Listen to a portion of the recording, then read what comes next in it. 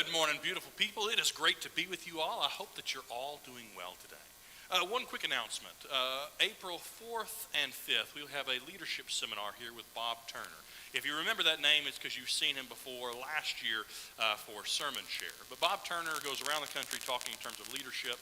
And so if you are interested in what leadership is, if you want to be a better leader, if you want to be a better leader to your friends and your family, this seminar is for you. If you would do us a favor, there's a sign-up sheet in the back. Just kind of get us kind of give us an idea of who might be here so that we can make proper accommodations. That's Leadership Seminar, April 4th and 5th, which is a week from this weekend.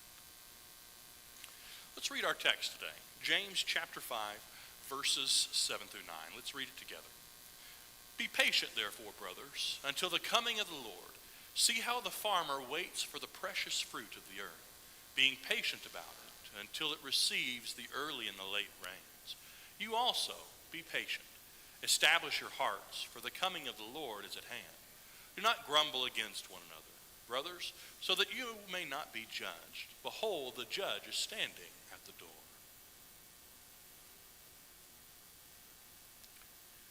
I don't know about you.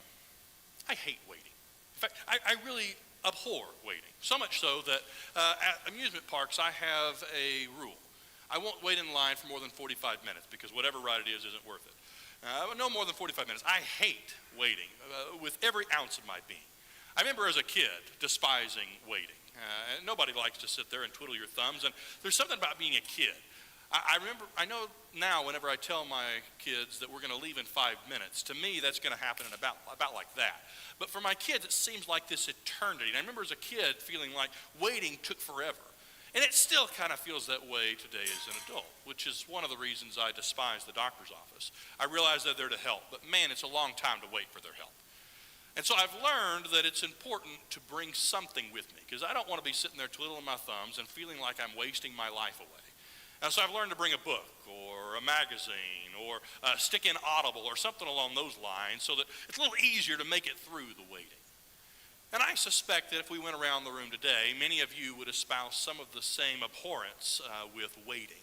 And I suspect that you found ways to navigate waiting, to make it just a little bit more bearable and to be productive with the time that you have. Kind of sounds like what James is telling us here, because he expresses that Jesus is coming.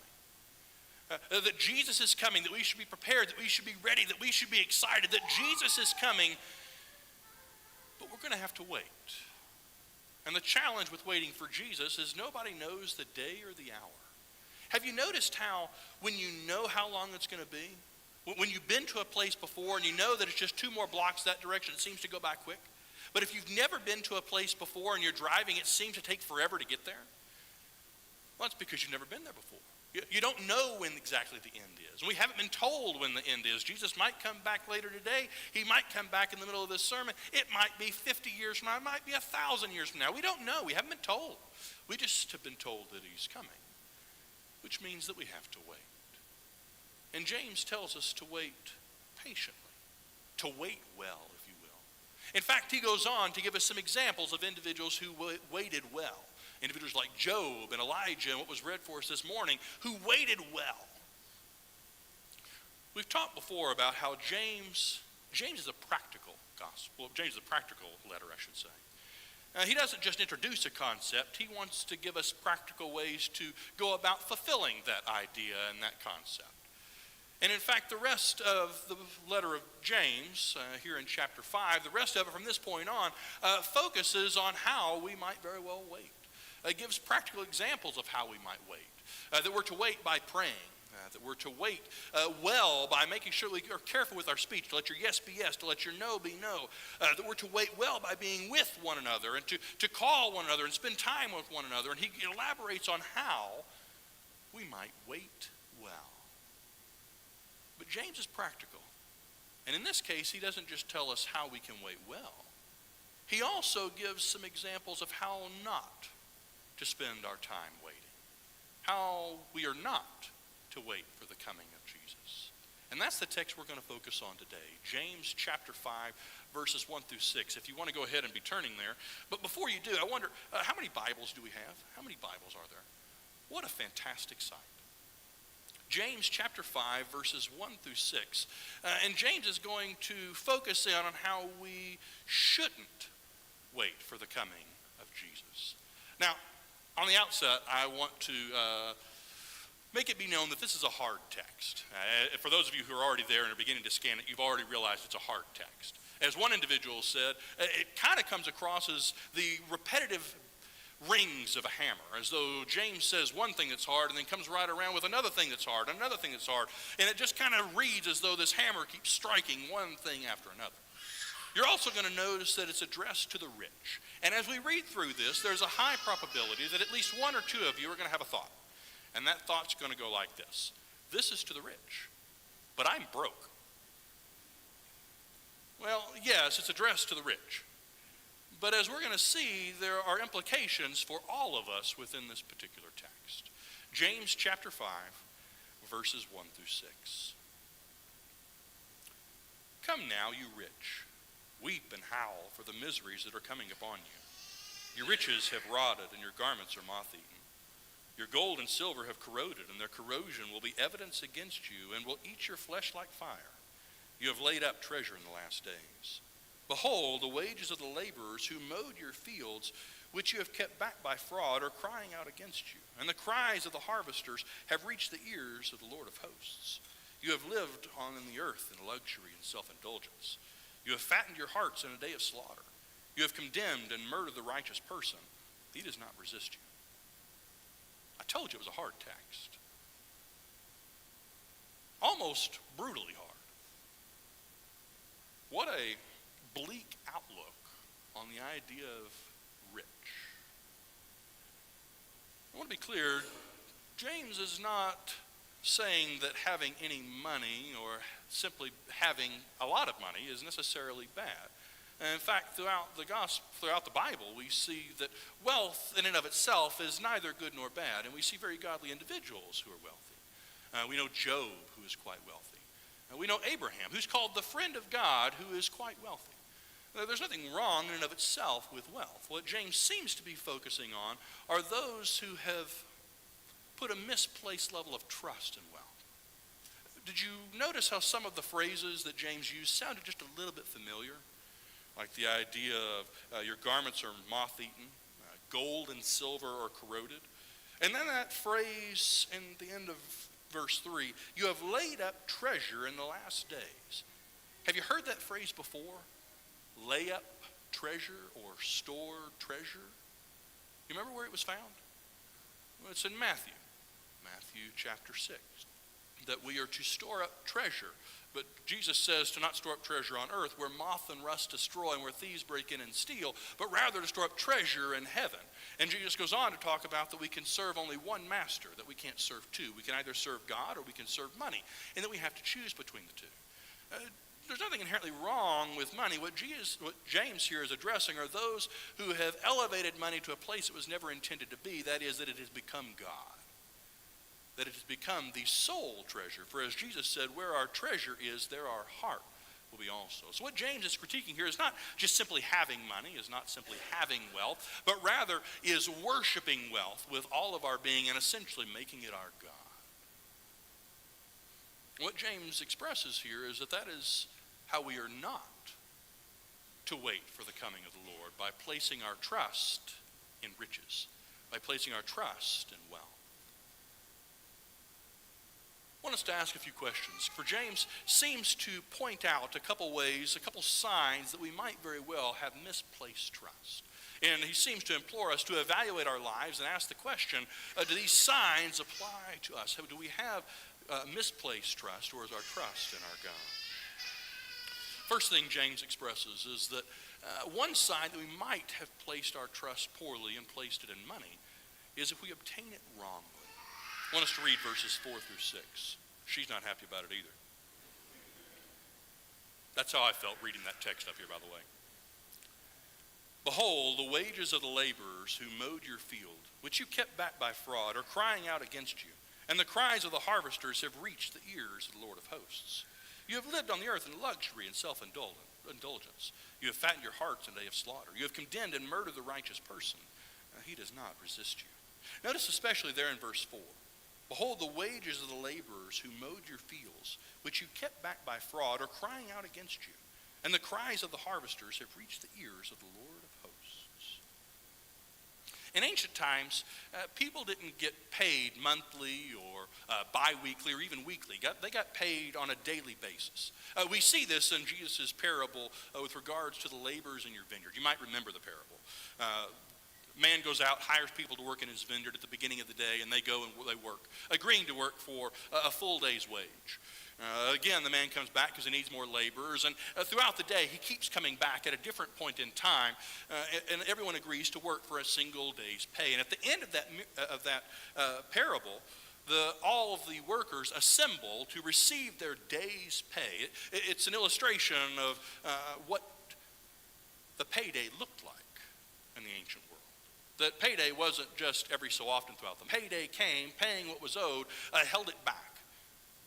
And in so doing, defrauded those workers, thereby gaining wealth through fraud, or wealth through theft, for fraud is theft. One of the signs that we might have placed our trust in wealth is if we obtain it wrongly or obtain it poorly, if we defraud others. Now, if we went around this room, I suspect that most of us probably haven't gone around and stolen what wasn't ours, gone into a store or gone to somebody and taken their money. We might very well not have done that. But there are other ways that we could defraud others. Do we go to work and do we put in a full day's work for a full day's pay? Are we in the habit of arriving on time and leaving on time, or are we in the habit of arriving late and leaving early? When it comes to our taxes, are we honest on our taxes, or do we fudge things just a little bit to make a little bit more? That the picture here is not being entirely honest and not being entirely forthright, but rather taking that which belongs to someone else, and thereby gaining wealth through taking that which is someone else's. One of the Ten Commandments is that we are not to steal. Why? Why do you think God expressed that we are not to steal? Why was it such a big deal that he labeled it as one of these 10 primary big deal commandments? One is because society doesn't work very well whenever everybody's going around trying to steal. A society just does not survive. But there's a second reason, and that is that when we find ourselves arriving at the conclusion that what someone else has they don't deserve, but rather that we deserve it, and that I should take it because they don't deserve it, we inevitably place our trust in ourselves rather than our God, and don't allow him to provide, but rather try and take matters into our own hands. And if we find ourselves in that predicament, if we find ourselves as those who have obtained wealth wrongly, then it might very well be we have elevated wealth to a place it's not supposed to be. And we've begun to place our trust in it rather than our trust in our God. Second thing James points out is that a sign that we might have come to place our trust in money is that we hoard it. Notice what he says, beginning in verse 2. Your riches have rotted, and your garments are moth-eaten. Your gold and silver have corroded, and their corrosion will be evidence against you, and eat your flesh like fire. You have laid up treasure in the last days. Skipping down to verse 5. You have lived on the earth in luxury and self-indulgence. You have fattened your heart in a day of slaughter. The picture here is of someone who has stored up so much wealth, so much they could never possibly spend it all, and it's just begin to corrode and disintegrate because they have so much. So much that they try and spend on themselves while others might very well need it, but they've gathered so much they could never possibly spend it all, and it begins to just be wasted. There are two words that every parent has to hear but loathes to hear. The first is the word no. How quickly our children learn the word no. I'm not sure why. The yes is part of the English language too, and I should hope they hear that. But somehow or another, they arrive at the word no very, very quickly. The other is the word mine. Have you ever noticed that you can never really say mine with a straight face or with a smile? Mine. That sounds funny and looks funny. Have you ever noticed that with mine, it's kind of got to be mine?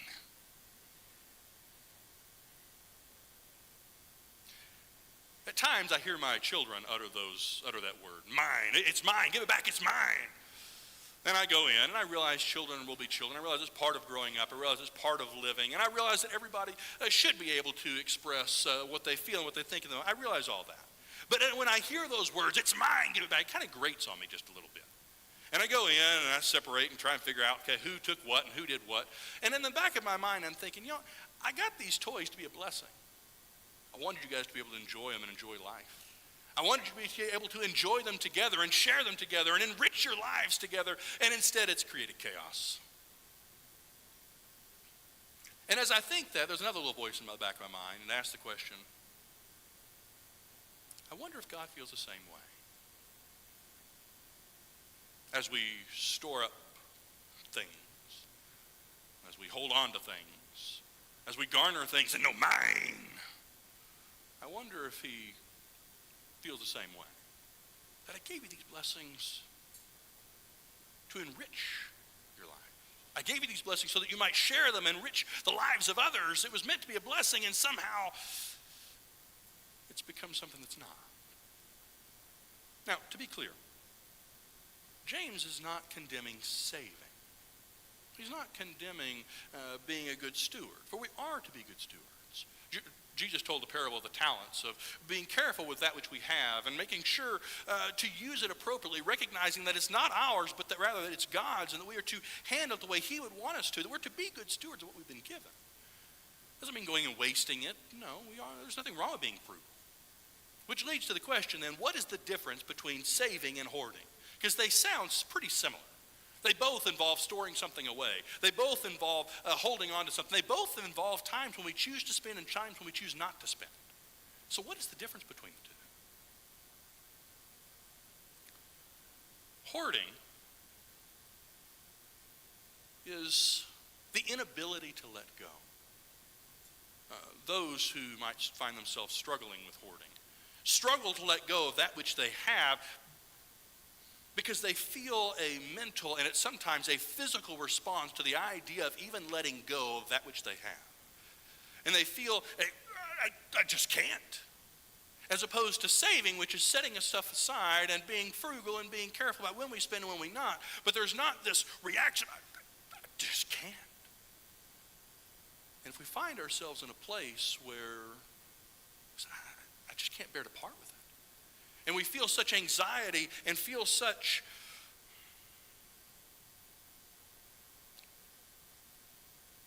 resistance to being willing to let go, even when we see a need, then it might very well be that we have arrived at the place we've begun to hoard that which God has given us, as opposed to just simply being frugal and saving that which he's given us. And one of the signs that we might very well have placed our trust in money rather than our God is we find ourselves hoarding, and I can't bear the thought of letting go of it. And the third would be that we use it poorly.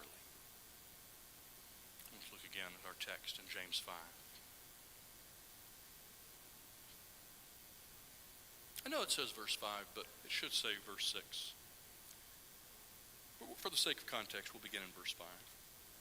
You have lived on the earth in luxury and self-indulgence. You have fattened your hearts in the day of slaughter. You have condemned and murdered the righteous person. He does not resist you. Notice verse 6, you have condemned and murdered the righteous person. He does not resist you.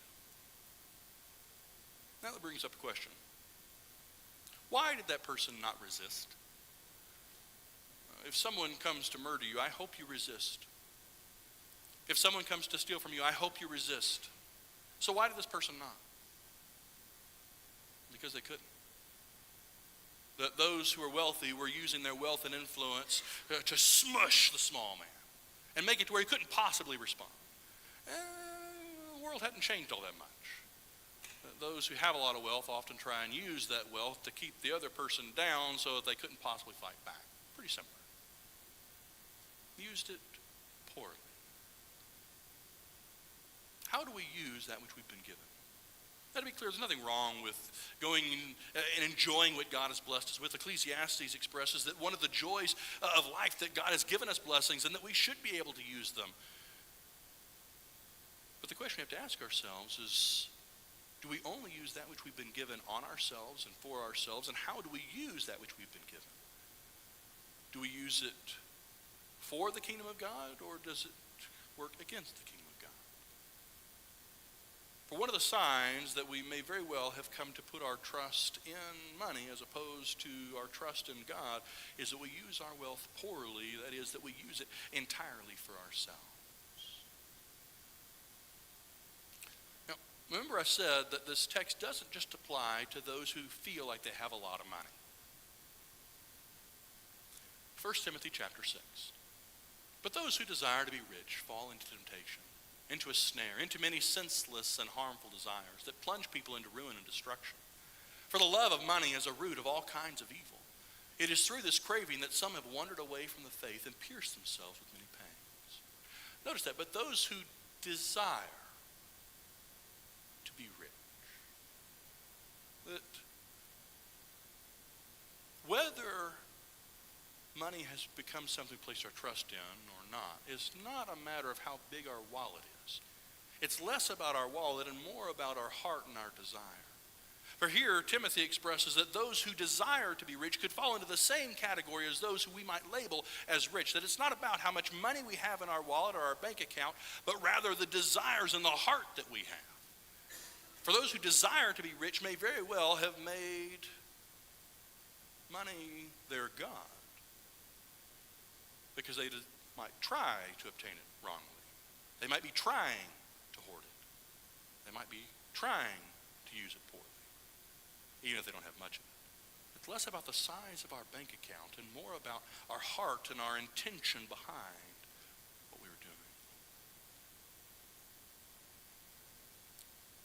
James says in chapter 5, verses 1 through 6, that we are not to use our wealth poorly as we wait for our God. And he gives us examples. But if he's telling us not to do this, because it might be a sign we placed our trust in wealth, would not the inverse be true? That if we did the opposite of what he says what not to do, then it would be what we should do and would be signs of that perhaps we placed our trust in our God. What I mean by that is this. Signs we might have placed our trust in our God with our money is if we go about trying to obtain it righteously, that we don't try and defraud others, we don't try and steal from others, but rather that we are honest, that we are righteous in how we go about obtaining wealth.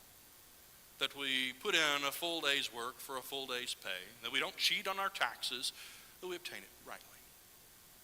That we choose, rather than to hoard our wealth, that we look for opportunities to share it. Again, we are frugal, yes, but we look for opportunities to share it as opposed to just, it's mine. And that rather than using it poorly, we look for how we might use it for our God.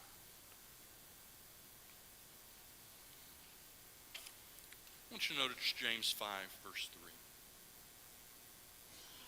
Your gold and silver have corroded, and their corrosion will be evidence against you, and will eat your flesh like fire. You have laid up treasure in the last days. Your gold and silver have corroded, and their corrosion will be evidence against you. One of the shows that Aurora and I have come to enjoy over the years is Law and Order. It doesn't really matter which one. They're all fun, though they all admittedly follow the same rough plot line. But that's okay. It's still very enjoyable.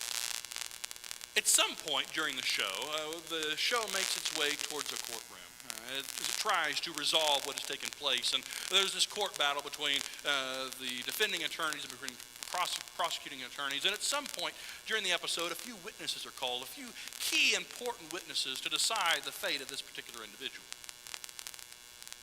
You notice what James said.